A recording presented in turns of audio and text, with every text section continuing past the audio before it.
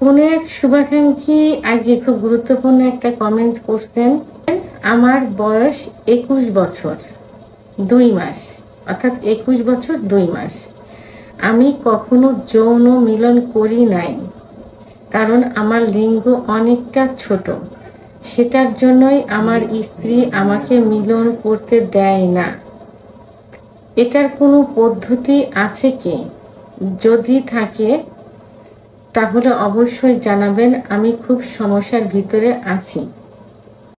আসসালামু আলাইকুম, আমি প্রভাষক ডাক্তার রিক্তা পারভিন, হোমিওপ্যাথি এবং আয়ুর্বেদিক চিকিৎসক।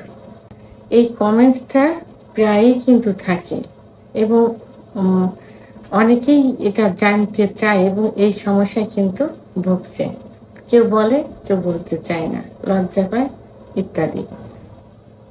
অর্থাৎ তার কথা এটাই বোঝা যাচ্ছে যে তার বয়স 21 বছর।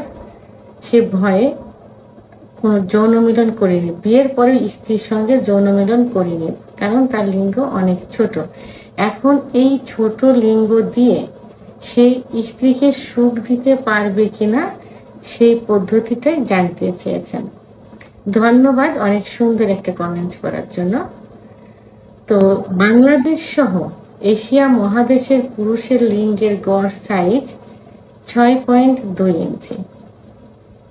বাংলাদেশের পুরুষরা সাধারণত 4-4.5 ইঞ্চির মধ্যে, অর্থাৎ বাংলাদেশের পুরুষের লিঙ্গের গড় সাইজ 4, 4.5 এবং 5-এর মধ্যে সীমাবদ্ধ থাকে। এর থেকেও ছোট থাকে, কারো দেখা যায় 3 ইঞ্চি, 3.5 ইঞ্চি হয়ে থাকে।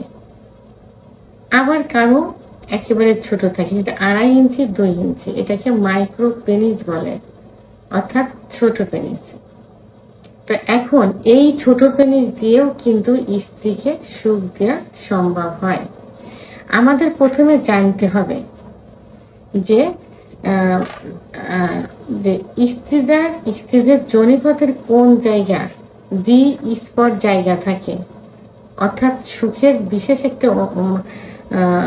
জায়গা থাকে যেখানে স্পর্শ করলে মেয়েরা খুব দ্রুত সেক্স উত্তেজনায় উত্তেজিত হয় এবং সহজেই বীর্যপাত হয়। এই জি স্পট জায়গাটা যারা একটু বেটে মেয়ে থাকে তাদের 1.5 থেকে 2 ইঞ্চির মধ্যে সীমাবদ্ধ থাকে। যোনির মুখ থেকে ভিতরে 1.5 থেকে 2 ইঞ্চি। আর যারা লম্বা থাকে তাদের 2 থেকে 2.5 ইঞ্চির মধ্যে সীমাবদ্ধ থাকে যোনির মুখ থেকে।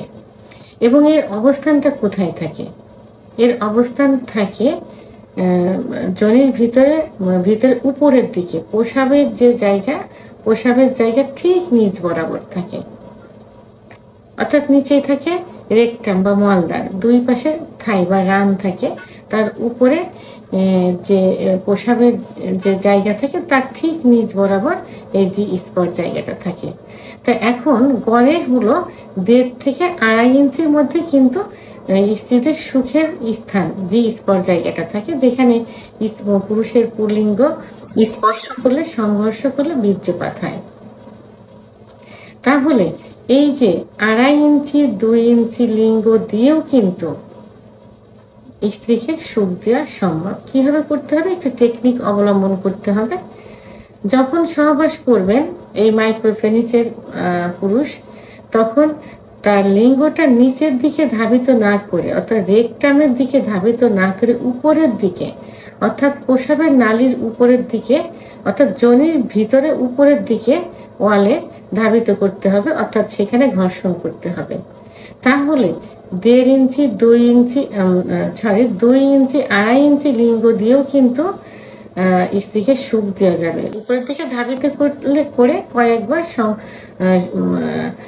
ঘর্ষণ দিতে হবে এবং স্ত্রীকে পর্যাপ্ত আদর করতে, অর্থাৎ ফোর পেলে করতে হবে।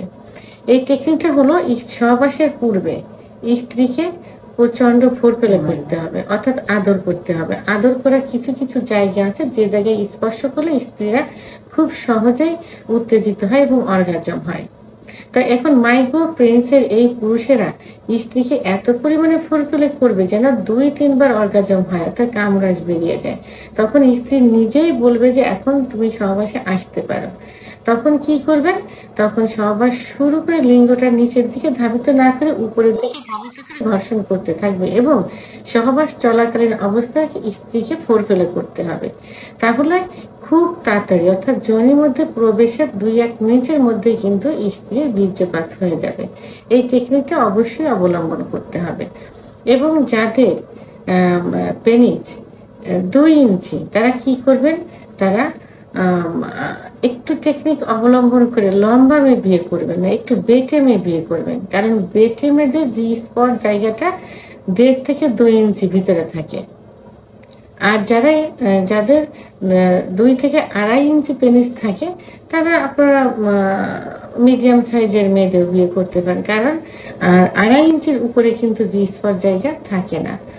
তাহলে এখন এই শুভাকাঙ্ক্ষী, আমার ছোট্ট এই শুভাকাঙ্ক্ষী সহ সবার উদ্দেশ্যে, যারা এই সমস্যায় ভুগছেন সবার উদ্দেশ্যে বলছি, আপনাদের লিঙ্গ যদি ছোট থাকে অর্থাৎ মাইক্রোপেনিস হয়, আপনারা চিন্তিত হবে না, শুধুমাত্র একটু টেকনিক অবলম্বন করবেন। সেটা কি? স্ত্রীকে পর্যাপ্ত ফুলফিলে করে উত্তেজিত করে সহবাসে লিপ্ত হবেন, লিঙ্গকে নিচের দিকে ধাবিত না করে উপরের দিকে ধাবিত করে, এবং সেখানে ঘর্ষণ করবেন।